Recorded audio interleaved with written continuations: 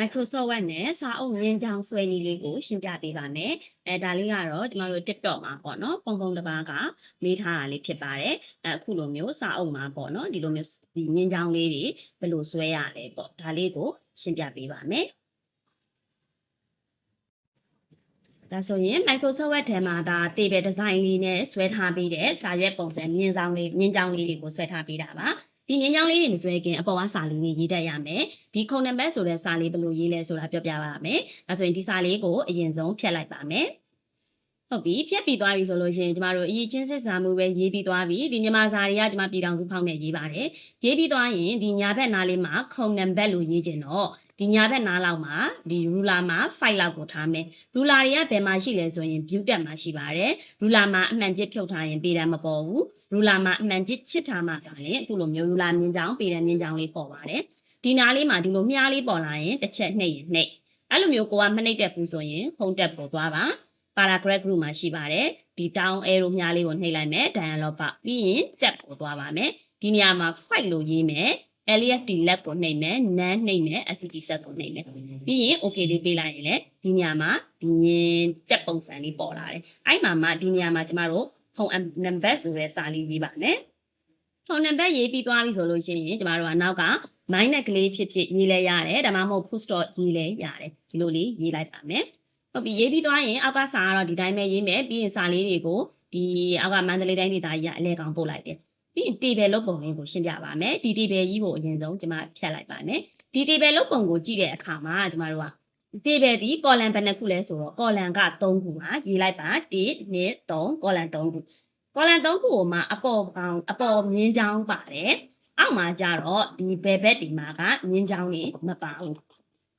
ဒီအပေါ်က row လေးမှာတော့ဒီအပေါ် row မှာတော့ dotted line ဖြစ်နေတယ်အပေါ် row လေးကတော့ဒီလိုအရှေ့ပုံစံမျိုးလေးဒီအောက်က line လေးမပါဘူးဒါဆိုရင်ကျမတို့က column က3ခုအရှင်လောက်ပါမယ် row ကတော့ဒီစာမျက်နှာနဲ့အပြည့်ဆိုတော့ဟိုကြိုက်တယ်လို့နောက်မှ row တွေတိုးပြပါမယ်ဒါဆိုရင်ဒီ table တစ်ခုလုံးကြီးကိုကျမတို့ဖြတ်လိုက်ပါမယ် table စယူမယ်table စယူမယ်ဆိုရင်ကျမတို့က insert tab ကိုသွားရမယ် table ကိုနှိပ်မယ်ဒီမှာ insert table ဆိုတဲ့စာကိုနှိပ်မယ် column က3ခုတင်ဆိုတော့ column 3ခုထားလိုက်ပါမယ် row ကတော့ကျမတို့ကအနည်းဆုံးလောလောဆယ်10 20လောက်ပဲထားလိုက်မယ်ပေါ့နော်မြန်မာဖောက်ငယ်ဝင်နေရင်တော့အင်္ဂလိပ်ဖောက်ပြောင်းရပါမယ်20လောက်အရင်ထားလိုက်မယ်ဒါဆိုရင်ဒီအောက်ကိုကြည့်လိုက်ပါစာမျက်နှာကလွတ်နေသေးတယ်စာမျက်နှာလွတ်နေသေးတယ်ဆိုရင်ဒီအောက်မှာအကွက်တွေထပ်ပြီးတော့တိုးရမယ် table ထဲမှာ click ချထားနောက်ဆုံးအကွက် table ထဲမှာ click ချထားရင် table နဲ့ပတ်သက်တဲ့ table 2ဆိုတဲ့စာပေါ်ပါတယ်အပြင်ဘက်မှာနှိပ်ရင်တော့ဒီမှာမပေါ်ပါဘူး table ထဲမှာ click ချထားမှသာလေ table design table layout ပေါ်ပါတယ် table layout ထဲကိုသွားပါမယ် table layout ထဲမှာအကွက်တွေတိုးကျင်တာအောက်ကိုတိုးကျင်တာ insert below ဆိုတဲ့စာကိုနှိပ်ပါမယ်နောက်ဆုံးအကွက်မှာနှိပ်ထားတယ်နော်ဒါဆို insert below လေးနဲ့အကွက်ကလေးတွေတိုးသွားပါမယ်ဟုတ်ပြီအဲ့လိုတိုးတဲ့အခါမှာလဲဒီမှာတို့အောက်ကစာမျက်နှာရောက်သွားလို့မရဘူးဒီနေရာလေးကိုကြည့်ပါ1 or 2လို့ပေါ်နေလို့မရဘူး1 or 2လို့ပေါ်သွားရင်ဒီမှာစာမျက်နှာကလွတ်သွားပြီ။ဒါဆိုလို့ရှိရင်ကျမတို့က undo ပြန်ခေါ်လဲရတယ်။ undo ဆိုတာဒီပေါ်ကများလေးကိုပြောတာ။ဒီလိုတစ်ချက်နှိပ်လိုက်လဲရတယ်။ဒီမှာလဲ1 or 2ပဲပေါ်နေတော့ undo လေးနဲ့ပြန်နှိပ်ပြီ။ control Z နှိပ်လဲရတယ်။ဒါဆိုရင်တော့မရှိတော့ဘူးဒီမှာ။ဟုတ်ပြီနော်။အဲ့လိုမဟုတ်ဘဲနဲ့ကိုယ့်ဘာသာကိုဒီ table တွေကနေ delete row နဲ့ဖြတ်လဲရတယ်။ကြိုက်တယ်လို့တော့စာမျက်နှာဒီတစ်မျက်နှာလေးဖြစ်နေဖို့ပဲလိုပါတယ်။ဒါဆိုရင်ဒါစာမျက်နှာတစ်မျက်နှာလေးဖြစ်သွားပါပြီ။ဟုတ်ပြီစာမျက်နှာတစ်မျက်နှာလေးဖြစ်သွားပြီးပြီဆိုရင်ကျမတို့ကဒါလေးဘာလုပ်မှာလဲဆိုတော့ဒီ table လေးတွေကိုအရင်ဆုံးညှိတယ်ဘယ်လိုညှိမှာလဲဆိုလို့ရှိရင်ဒီ table ကဘယ်ညာလေးတွေကအကွက်ကျင်းနေဆိုတော့ပေတံပေါ်ကိုကြည့်ပါပေတံပေါ်မှာဒီ line လေးကိုကျင်းကျင်တာဆိုတော့ဒီမှာအလဲကောင်အတုံးလေးပေါ်ကိုထောက်လိုက်ပြီးရင်သူ့ကိုဘယ်ဘက်ကလေးကိုကျင်းပါမယ် line ပေါ်လေးကိုထောက်မယ်ဘယ်ဘက်ကလေးကိုကျင်းပါမယ်ဒါဆိုရင်ဒီမှာကျင်းလိုက်ပါ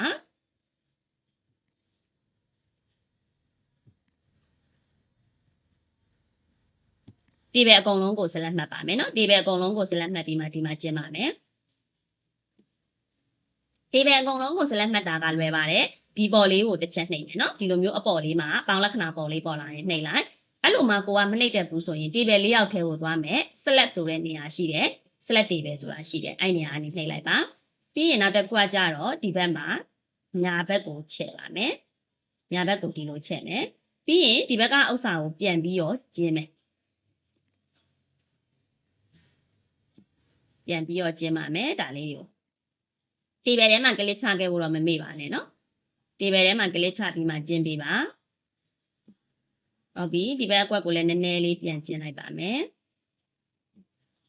ဟုတ်ပြီအလဲကောင်ကအကွက်ကိုပြန်ချက်မယ်ညာဘက်ကို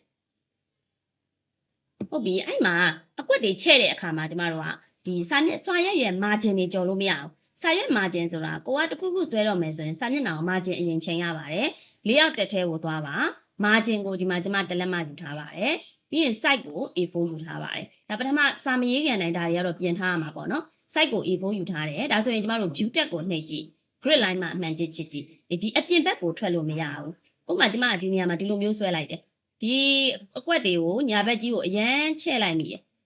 ဒီညာဘက်ကြီးကိုဒီလိုမျိုးအရန်ချဲ့လိုက်မိတယ်ဒီလိုမျိုးကြော်သွားလို့မရဘူးဒီ margin အတွင်းမှာပဲရှိနေရမယ်ဟုတ်ပြီနော်ဒါဆိုရင် grid line တွေကမလိုချင်ဘူးဆိုဖြတ်လိုက်ပါဟုတ်ပြီဒါဆိုရင်ကျမတို့က select မှတ်မယ် select အကုန်လုံးအရင်မှတ်လိုက်ပါ table တစ်ခုလုံး select မှတ်ပြီးသွားရင် table ရဲ့ဒီဘယ်ဘက်အချမ်း line နေပြီမလိုချင်ဘူး table ရဲ့ဘယ်ဘက်အချမ်း line နေပြီမလိုချင်ဘူးဆိုတော့ table လေးအောက်ကို table လေးအောက်ထဲမှာဒီ line ပြင်တာတွေသုံးလို့မရဘူး table design ထဲမှာရှိပါတယ် border ကိုသွားပါမယ်ဒီအောက်ဆုံးကိုသွားပါ border and shade ဒီဘယ်ဘက်က line လဲမလိုချင်ဘူးညာဘက်က line လဲမလိုချင်ပါဘူးပြီးရင်ဒီ table ရဲ့နောက်ဆုံး line ကလည်းမလိုချင်ဘူးဖြောက်ထားလိုက်အလဲကောင် line ကိုတော့လောလောဆယ်မလိုသေးဘူးဖြောက်ထားမယ်အလဲကောင် line မဟုတ်ထားဒီမှာပေါ်နေဒီအလဲကောင်ဒီပုံလေးကိုနှိပ်လိုက်ရတယ်သူက dotted line ပုံစံလိုချင်တာဒါဆိုရင် dash line လေးတစ်ခုရွေးမယ်ကြိုက်တဲ့ dash line ရွေးလို့ရတယ်ထူကျင်နေဆိုရင်ဒီအောက်မှာကိုကြိုက်တဲ့ line အထူလေးထူလို့ရတယ်ပြီးရင်အလဲကောင်ပုံလေးကိုပဲနှိပ်လိုက်ဒါဆိုရင်ဒီတီပုံစံလေးထားမယ်အလဲကောင် line လေးထည့်ပြီးရင် okay လေးနှိပ်လိုက်ပါ okay နှိပ်လိုက်တယ်ဆိုရင်ဒီမှာကြည့်လိုက်ပါအခုလိုပုံစံမျိုးလေးဖြစ်သွားပါပြီအဲ့လိုပုံစံမျိုးဖြစ်သွားပြီးရင်ကျမတို့ဒီ column ထဲမှာ line နေရမထားဘူးဒီမှာကြည့်လိုက်ပါမယ်ဓာတ်ပုံလေးတွေကိုပြန်ပြပေးမယ်နော်ဒီမှာစင်ရဲ့အောက်ကဒီ line တွေမှာ line တွေမရှိဘူးဒီနောက်ဆုံးလေးမှာတော့မြင်လေးက dotted line လေးနဲ့ပိတ်ပေးထားတယ်ဟုတ်ပြီဒါဆိုရင်ပြန်သွားကြည့်မယ်စင်ဒီအောက်ကဒီပထမအကွက်မှာစာရေးမယ်ဒီအကွက်မှာလည်းစာရေးမယ်ဒီအကွက်မှာလည်းစာရေးမယ်ဒီအကွက်ကနေပြီးတော့ဒီနောက်ဆုံးကိုဆက်လက်မှတ်သွားပါမယ်ဒီလိုဖိဆွဲလိုက်မယ်ပေါ့နော်ဖိဆွဲလိုက်မယ်ဆက်လက်မှတ်လို့ရတယ်အဲ့လိုဖိမဆွဲခြင်းဘူးဆိုလဲပထမအကွက်မှာကလစ်ချ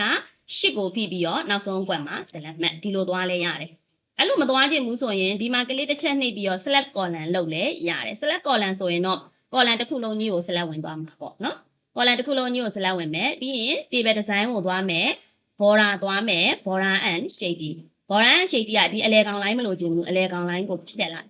ပြီးရင်အလဲကောင် line ကိုဖြတ်လိုက်ရင်အလဲကောင် line မရှိတော့ဘူးဒီပထမအကွက်ကလေးမှာတော့ထားကျင်သေးရဲ့ဆိုရင်ပထမအကွက်မှာကလစ်နှိပ်ဒီ border လေးကိုပြန်သွား bottom border လေးပြန်နှိပ်ပြီးခဲ့ဒါဆိုရင် line လေးပြန်ပေါ်တယ်အတူတူပဲဒီဘက်အကွက်ကိုလည်းကိုက select တွေကိုဖိမဆွဲခြင်းဘူးဆိုရင် table လေးယောက်ထဲကိုသွား select ထဲကိုသွားမယ် select column ကိုအရင်နှိပ်လိုက်ပြီးရင် bound တွေဖြတ်ခြင်းနဲ့ဆိုရင်ဒီမှာ border and shade ကိုပြန်သွားမယ် border တွေက border and shade ပြီးရင်ဒီ line လေးကိုတစ်ချက်ပြန်နှိပ်ခဲ့ဖြောက်လိုက်တာပေါ့နော်ပြီးရင် okay လေးပေးလိုက်ပါ